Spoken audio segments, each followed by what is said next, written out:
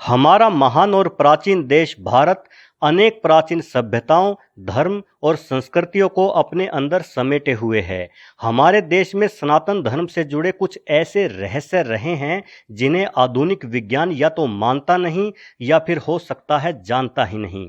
नमस्कार दोस्तों, आज मैं आपको सनातन धर्म से जुड़े 4 ऐसे रहस्य बताता हूं जो आज तक सुलझाए नहीं जा सके हैं। अगर जानकारी पसंद आए तो आप मेरे चैनल को सब्सक्राइब जरूर करना।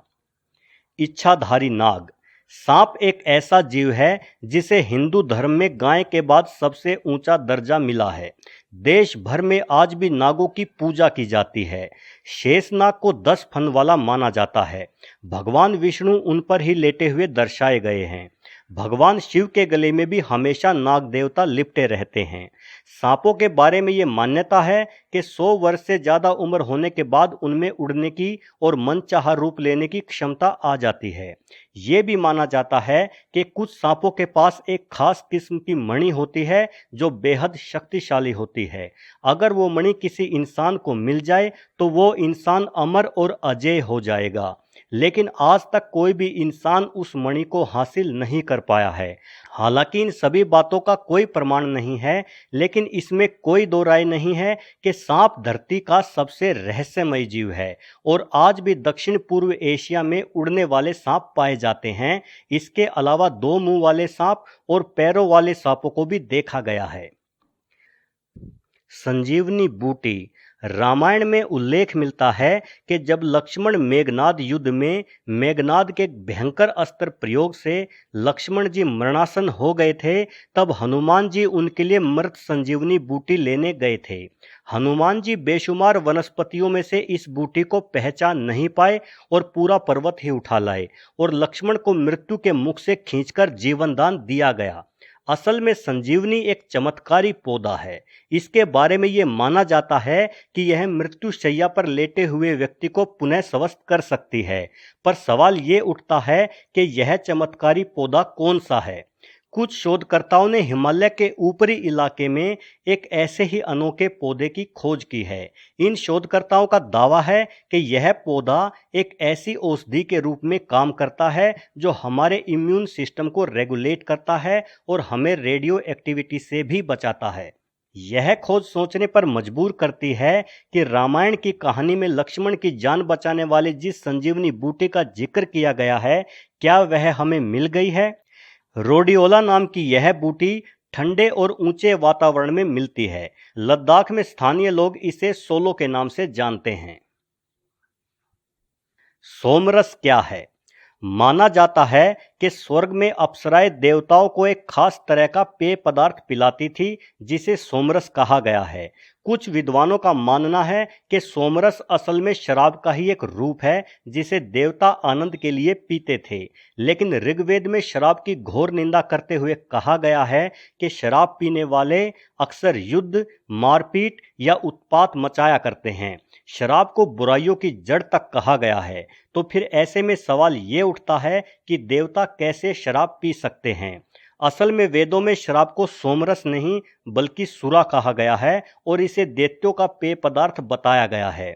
इसके उल्टा कहीं कहीं ऐसे भी तर्क मिलते हैं कि सोमरस असल में भांग का ही एक रूप था जिसे भगवान शिव के साथ साथ अन्य देवतागण भी पिया करते थे। लेकिन सनातन धर्म से जुड़ी किताबों में हमें जगह जगह पर नशे की निंदा या बुराई सुनने या पढ़ने को मिलती है। ऋग्वेद में सोमरस में दही और दूध मिलाने की बातें कही गई है, जबकि यह सभी जानते हैं कि शराब में दूध और दही नहीं मिलाया जा सकता। भांग में दूध तो मिलाया जा सकता है लेकिन दही नहीं।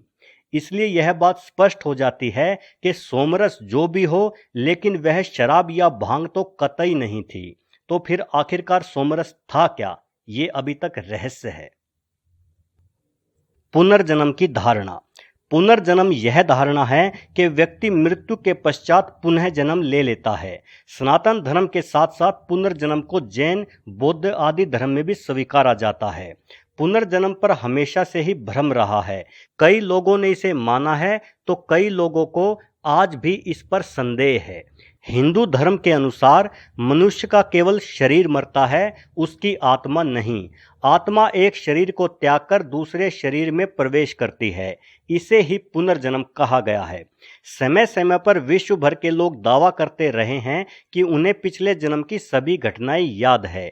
इतिहास में भी कई ऐसे किस्से मौजूद हैं जब किसी व्यक्ति ने दोबारा जन्म लेकर अपने ही पिछले जन्म के हत्यारे से बदला लिया हो। विज्ञान की बात करें तो वैज्ञानिकों में भी अभी तक पुनर्जन्म पर भ्रम ही है। ऐसा कोई भौतिक सबूत नहीं मिलता जिससे आत्मा का एक शरीर से दूसरे शरीर में जाना साबित किया जा सके। फिर भी कुछ वैज्ञानिकों ने इस पर रिसर्च किया और कुछ मनोवैज्ञानिक पुनर्जन्म को मानकर इसी आधार पर मनोविकारों और उससे संबंधित शारीरिक बीमारियों का इलाज कर रहे हैं। आप किसी भी लेडी डॉक्टर या नर्स से पूछ सकते हैं कि जब एक नवजात बच्चा पैदा होता है तो वह पैदा होते ही रोना शुरू नहीं कर देता, बल्कि कुछ सेकंडों तक वह बिल्कुल अचेत सा रहता है। यहाँ तक कि उसके शरीर में कोई हलचल नहीं होती, लेकिन गर्भ से बाहर आने के 1 या 2 सेकंड बाद ही बच्चा अचानक से हिलता है और अपनी जिंदगी का पहला सांस लेकर जोर जोर से रोना शुरू कर देता है।